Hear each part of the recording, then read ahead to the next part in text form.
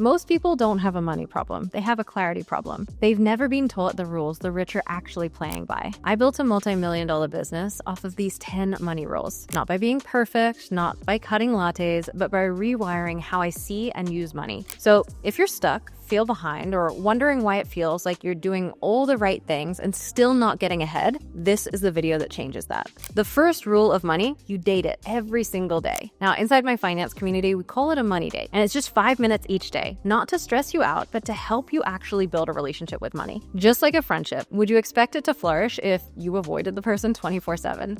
No, but that's how we act with money, and we wonder why our relationship with it sucks. Money avoids people who avoid it, just like your friend would ditch you if you avoided them at all costs. But here's the thing, you're likely avoiding money because you never learned how to feel safe with it. Our brains are built to perceive threats and keep us safe from them, and it works really well in certain situations. Like recently, when we still lived in Malibu and we opened the front door at 11 p.m. to a massive wildfire and red skies, and my heart started pounding a million miles an hour, and every single bone in my body said, get your stuff and leave. Now, in this case, my brain was doing its job, keeping me safe. The issue is when that same physical reaction happens when we open our internet banking or check the mail and see a bill. Our body learns to see money as something which isn't safe, which is why it feels so hard for you to just face it. So before we can make any moves strategically, we first have to repair our relationship with money, and that starts with a simple process that I teach called money dates. Now, what is a money date? A money date is just a daily practice where you sit down, you open your bank account, and you actually engage with your finances. But instead of feeling stress or judgment, you approach it with curiosity, gratitude, and presence. Now, this isn't about spreadsheets or strategies, although I have plenty of those as well that are necessary and helpful. The first step is actually about building a healthy, conscious relationship with money. Now, most people look at their bank account and immediately think, there's not enough. And that thought alone creates stress, avoidance, and a cycle of financial fear. So the first thing I did when I was 19 and struggling to pay rent was I renamed my bank account in my mind. Instead of calling it a bank account, I started calling it, it's kind of corny, but I started calling it the abundance exchange. Because every time money left my bank account, I was receiving something in return. My rent wasn't just an expense, it was giving me a safe, comfortable home. My phone bill wasn't just a payment, it was giving me the ability to connect with people in my life and start a business. Now, step 2 is make it a ritual, not a chore.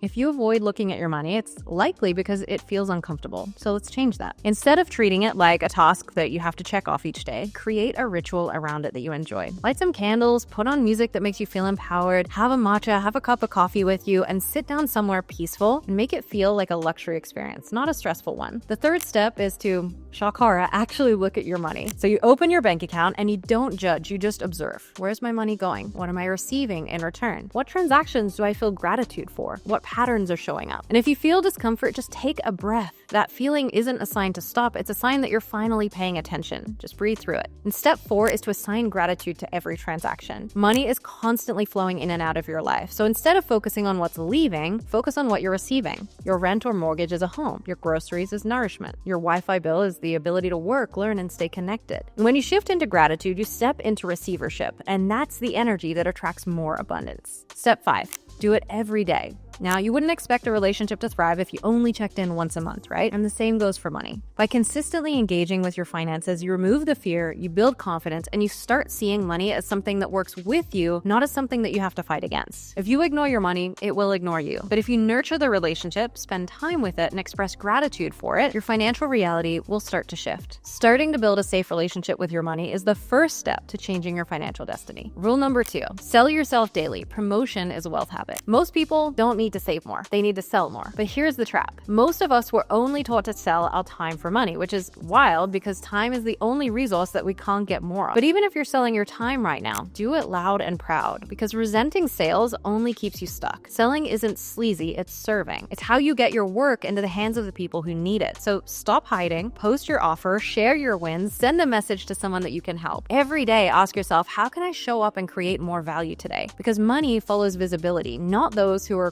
quietly talented. The broke mindset shames selling, and the wealthy mindset masters it. If you believe in what you offer, it's your responsibility to promote it. Now, bonus points, shift from selling your time to productizing your knowledge. Courses, memberships, digital products, that's when you unlock real leverage. Because true time freedom doesn't come from working harder, it comes from building a system that produces value for others without that system being 100% dependent upon you. Rule number 3, use debt as a tool, not a trap. Debt is not evil, it's misunderstood. Now, the poor use debt to consume, and the rich use debt to create. You don't go into debt to buy stupid stuff to impress people that you don't even like. You use debt if it produces cash flow. But here's the truth that nobody told you. Before you borrow to buy assets, build skills that produce income. If you haven't saved your first $100,000 yet, your number one investment should be in skills, not in real estate or anything else. Not crypto, not your cousin's t-shirt brand. Learn income-producing skills from people who actually make income with those skills. Sales, copy, marketing, offers, audience growth, and use those skills to build cash flow. Then leverage good debt and invest that cash flow into assets that produce more cash flow. And if you don't know the difference between good debt and bad debt, Google it right now. I grew up thinking all debt was bad because that's what I was exposed to. Now, I buy as much as possible on a credit card because of the points and the purchase protection compared to a debit card. But it took learning the difference to truly understand that debt used wisely can be a huge advantage. Rule number 4.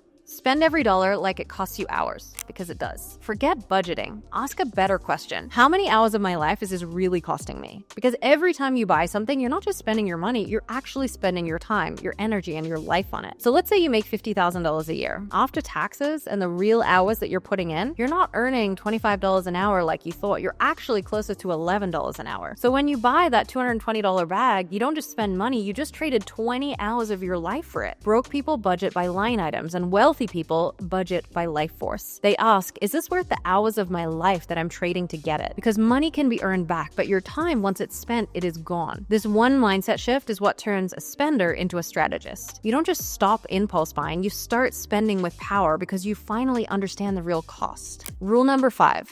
One stream until you're dangerous. You don't need 5 different income streams. You need one that works. I see people trying to build 3 businesses, 2 brands, a podcast, a side hustle, all the things, none of them producing anything or more than a few grand a month. Pick your lane, get rich, then diversify. Obsession is a gift. Multi-passionate things can wait. Rule number 6. Audit your circle like your future depends on it, because it does. One of the biggest determinants of the quality of your life and your finances is your environment. And here's the truth. You can love people deeply and still love them from a distance. If they're not making you better, they're quietly holding you back. Your ambition will make some people uncomfortable, not because you're doing anything wrong, but because your growth highlights the dreams that they gave up on. When I lived in Australia, I had one friend who shared my ambition, just one. And I knew I had to do something drastic. So I literally moved across the world to put myself in rooms where people were playing bigger games. And that decision changed everything. And it's why I'm so obsessed with community now. It's why I built a community platform and member up. It's why I run 2 of my own, because growth is exponential when you're surrounded by people going in the same direction. Think of it like this. Trying to elevate your life in the wrong environment, it's like trying to get warm in a freezer. You can do everything right and still stay cold. Change your environment to a sauna, and now it's effortless. Same goes for the people around you. Your circle is either your comfort zone or your launching pad. Choose wisely. Rule number 7.